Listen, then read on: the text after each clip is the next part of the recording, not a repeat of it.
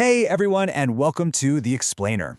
Today, we are going to unpack the truly monumental life of a man born on the tiny Mediterranean island of Corsica, who somehow managed to completely reshape the map and really the entire history of Europe. We're talking, of course, about Napoleon Bonaparte. He is absolutely one of the most famous military commanders to have ever lived, but, his story is basically this wild mix of deep contradictions, massive ambition, and ultimately absolute heartbreak. Okay, let's dive into this. Right off the bat, we really have to establish the stakes of his legacy, because this is the central question that historians are literally still debating today. Was Napoleon a hero of the masses, like a liberator and champion of the French Revolution who brought equality and modern law to the rest of Europe? Or was he just a power-hungry dictator responsible for millions of deaths? It's a massive dichotomy, and it's exactly what we're going to explore. Part 1. The Outsider's Ascent. So born an outsider in Corsica to an Italian-speaking family, the young Napoleon was actually a really introverted kid. He was bullied a lot at military school, and he heavily mocked his French colonizers. But then, the chaos of the French Revolution hits, and it changes everything. With all the aristocrats fleeing the country, the army desperately needed capable officers. By 1793, he comes up with this brilliant artillery strategy at the Siege of Toulon, which earns him a promotion to brigadier general. And get this, he was only 24 years old.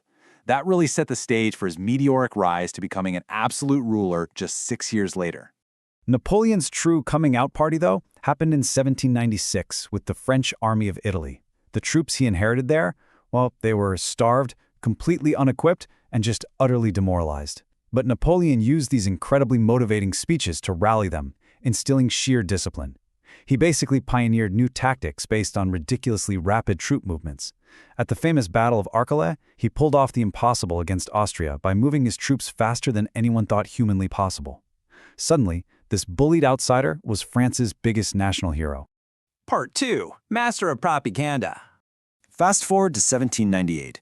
Napoleon launches a Mediterranean campaign into Egypt, and he actually brings along all these scientists and scholars right alongside his soldiers. Now, militarily, it was a complete and utter disaster. The British absolutely obliterated the French naval fleet at the Battle of the Nile, and Napoleon ended up abandoning his army. But culturally and politically, he spun it into a triumph. Those scientists discovered the Rosetta Stone, which is what finally unlocked ancient Egyptian hieroglyphics.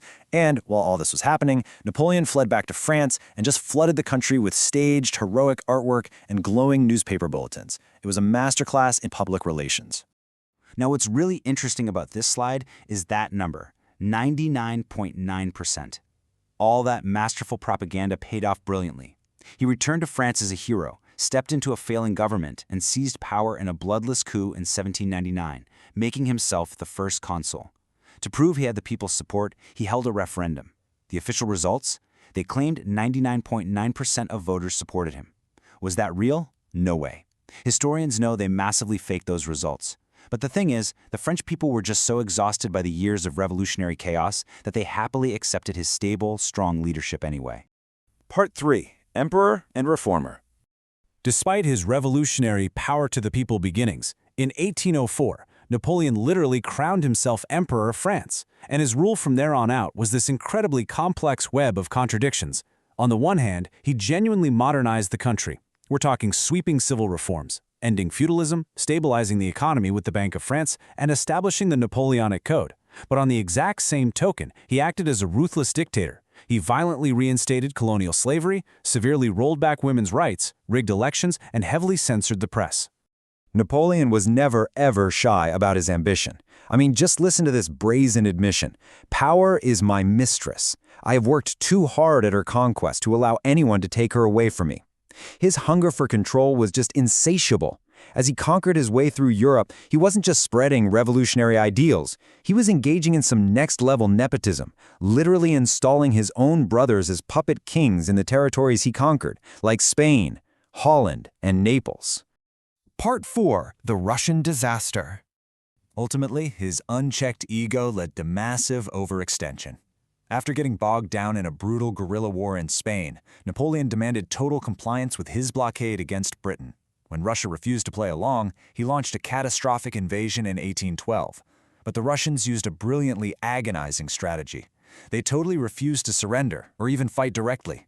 Instead, they just kept retreating, using scorched earth tactics. They literally burned their own land, their own food, and even set fire to Moscow. This left Napoleon's starving army with nothing, forcing them into a deadly, horrifying retreat right through the freezing Russian winter. And this brilliantly illustrates the devastating human cost of that specific campaign. Look at these numbers. Over 600,000 soldiers marched into Russia, fewer than 100,000 returned. Think about that for a second. Starved, frozen, and constantly ambushed, his grand army was basically decimated, and with it, his aura of invincibility was completely shattered. Part 5. Waterloo and Final Exile. So, sensing blood in the water, a massive European coalition finally overwhelmed his collapsing empire at Leipzig in 1813, forcing him into exile on the island of Elba. But come on, this is Napoleon. He wasn't going to just sit quietly. In 1815, he orchestrates this dramatic escape and lands back in France. The government actually sends soldiers to arrest him, but when they see their old commander, they literally refuse. They weep, shout his name, and join him. This kicks off the famous 100-day comeback, but it all ends in one final, desperate gamble at Waterloo, where the British and Prussians defeated him once and for all. This time around, the British made absolutely sure he couldn't escape. They exiled him to Saint Helena, which is this tiny, isolated rock right in the middle of the remote Atlantic Ocean. Just to be safe, they guarded him with 2,000 soldiers. Stripped of his power, his empire, and his family, he spent his last years there until he died in 1821 at the age of just 51. Part 6. A Complex Legacy. Napoleon's ambition completely reshaped the geopolitical landscape of the 19th century. He inadvertently spread modern nationalism and legal frameworks all across Europe, but it came at the cost of millions and millions of lives. Yet, even stuck on that remote island in his final years, he fought one last battle, the battle for his reputation. He spent his time writing his memoirs, carefully crafting his own historical legend, basically proving his own point. There is no immortality but the memory that is left in the minds of men. So, what does this all mean for us today? When you weigh his sheer military brilliance and his undeniably massive civil reforms against his deep hubris, his dictatorial actions, and the millions of lives lost, how will you remember him? Was he a visionary who pushed Europe into the modern age, or a tyrant totally consumed by his own ego? Honestly, it's a debate that's been raging for 2 centuries, and it's up to you to decide. Thank you so much for joining me on this explainer, and definitely keep questioning the history you think you know.